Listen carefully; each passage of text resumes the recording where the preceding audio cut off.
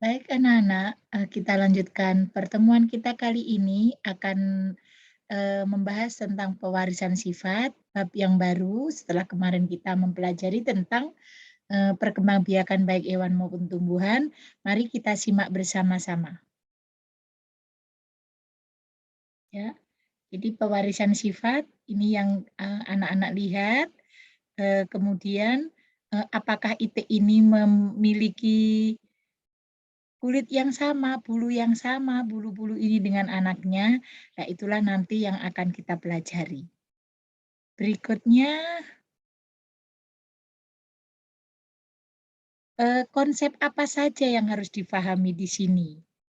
Yang pertama pewarisan sifat, apa yang mau dibicarakan? Yaitu tentang gen, di dalam pewarisan sifat itu ada gen, kemudian terdapat dalam kromosom. Kromosom. Kemudian, pewarisan sifat sendiri meliputi monohibrid, mono satu sifat beda, dan dihibrid, dua sifat beda.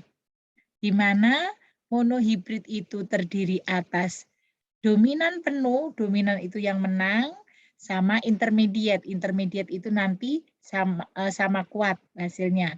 Yang dihibrid juga sama, terdiri atas dominan penuh, dan intermediate. Inilah yang nanti akan kita bicarakan.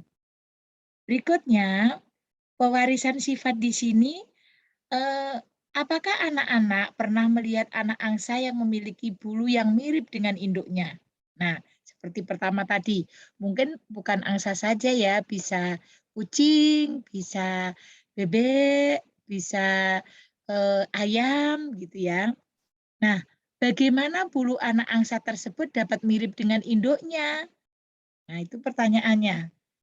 Nah, sifat-sifat organisme itu terkumpul dalam suatu materi genetik yang bernama gen. Jadi, materi genetik yang diturunkan kepada anaknya yang namanya gen.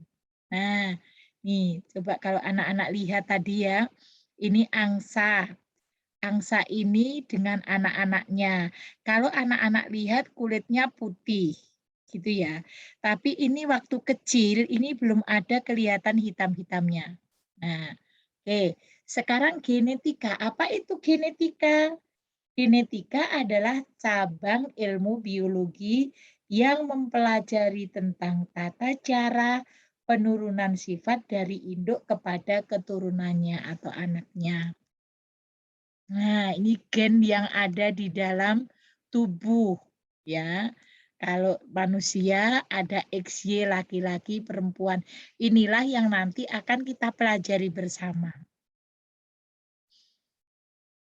Oke, di dalam materi genetik, sifat-sifat organisme seperti struktur tubuh, penampilan, fisik, fungsi organ tubuh, dan tingkah laku dapat diwariskan dari generasi ke generasi. Artinya kalau kita itu mewarisi sifat dari orang tua kita. Nah, anak-anak bisa misalnya gini, di rumah saja anak-anak bisa, oh aku itu mirip dengan ayahku, mirip dengan mamaku gitu. Ayahku suka pekerja keras, suka beberes rumah, tanaman, aku juga. Mamaku suka memasak, aku juga, tapi ada juga jadi anak-anak bisa menilai sendiri sebenarnya anak-anak menurun dengan siapa. Nah, bagaimanakah sifat-sifat organisme yang terdapat di dalam materi genetik itu dapat diwariskan? Inilah pertanyaannya. Nah, tadi ya, ini diwariskan pada keturunannya tadi sifatnya, penampilannya, fisiknya, fungsi organnya dapat diwariskan. Ini kalau pada hewan, nanti pada manusia juga akan kita bahas. Genetika Mendel. Mendel itu seorang ahli yang pertama kali menyelidiki tentang genetika. Nah, ini Joyce Mendel. Ini Mendel, seorang tokoh yang berjasa dalam mempelajari sifat-sifat yang diwariskan dari induk pada keturunannya, yaitu John Mendel tahun 1822 sampai 1884. Sehingga Mendel ini dikenal dengan bapak genetika. Jadi kalau ditanya siapakah bapak genetika kita, adalah John Mendel. Ya. Nah, John Mendel menggunakan apa dalam penelitiannya?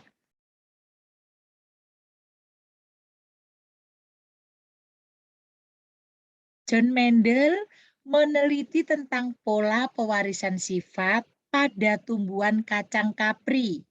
Nah, berkat penelitiannya, sekarang kita dapat mengerti pola pewarisan sifat suatu organisme.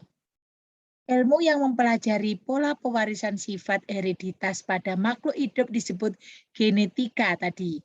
Maka Mendel kemudian diakui sebagai bapak genetika. Nah, tentunya Mendel ini mempunyai beberapa alasan mengapa ia menggunakan kacang kapri. Kenapa tidak menggunakan misalnya kacang mede, tidak menggunakan kacang tanah, atau kacang panjang. Lah, ini Mendel ini sudah melakukan percobaan-percobaan, ternyata yang sangat tepat untuk dilakukan pola pewarisan sifat itu adalah kacang kapri dengan beberapa catatan. Ya. Langkah awal yang dilakukan Mendel adalah menentukan galur murni. Galur murni merupakan tanaman yang apabila melakukan penyerbukan sendiri menghasilkan keturunan yang sifatnya sama dengan induknya. Itu namanya galur murni. Nah, Mendel memilih tanaman kacang kapri atau Pisum sativum sebagai objek penelitiannya karena tanaman ini memiliki beberapa kelebihan. Di antaranya, 1. Menghasilkan banyak keturunan. 2. Daur hidupnya pendek. 3. Mudah melakukan penyerbukan. 4. Mempunyai sifat-sifat beda yang mencolok. Jadi sifat-sifat beda pada kacang kapri ini sangat mencolok sehingga mudah untuk dilakukan penelitian. Nah, sifat-sifat pada kacang kapri. Nah, anak-anak bisa lihat di sini. Sifat dari kacang kapri. Panjang batang. Jadi dilihat dari batangnya itu ada yang tinggi seperti ini. Kemudian ada yang pendek. Jadi satu sifat, udah panjang batang. Ada tinggi, ada pendek. Letak bunga, bunganya ada yang di ketiak batang, ada yang di ujung batang. Jadi ada yang di ujungnya, ada yang di ketiak batang. Berarti yang kedua bunganya. Sekarang bentuk polongnya. Bentuk polongnya itu ada yang halus, ada yang keriput. Ya, ada yang halus, ada yang keriput. Bentuknya itu diamati kalau seorang peneliti seperti itu. Kemudian warna polongnya, warnanya ada yang berwarna hijau, ada yang berwarna kuning. Begitu juga dengan warna bunganya. Warna bunganya ada yang berwarna ungu, ada yang berwarna putih. Nah, kemudian diamati lagi bentuk bijinya. Ada bentuk biji yang halus, kemudian ada bentuk biji yang keriput. Terus warna bijinya.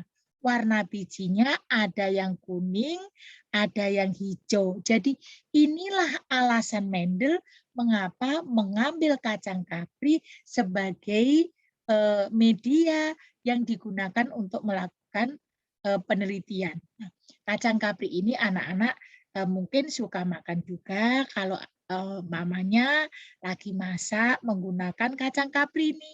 Biasanya buat bikin sop gitu ya. Sop ini biasanya ada kacang kaprinya, rasanya lebih segar. Nah, untuk persilangannya nanti sifat-sifat apa yang akan tumbuh kita akan pelajari pada pertemuan berikutnya. Sampai di sini dulu untuk pembahasan tentang pewarisan sifat. Dan anak-anak harus ingat kalau ditanya genetika siapa, Mendel menggunakan apa, kacang kapri apa saja yang dibutuhkan, mengapa dia menggunakan kacang kapri, ya. Sampai di sini dulu, salam sukses dan tetap semangat untuk anak-anak Ibu. Sampai ketemu lagi pada pertemuan berikutnya. Terima kasih dan sampai jumpa kembali.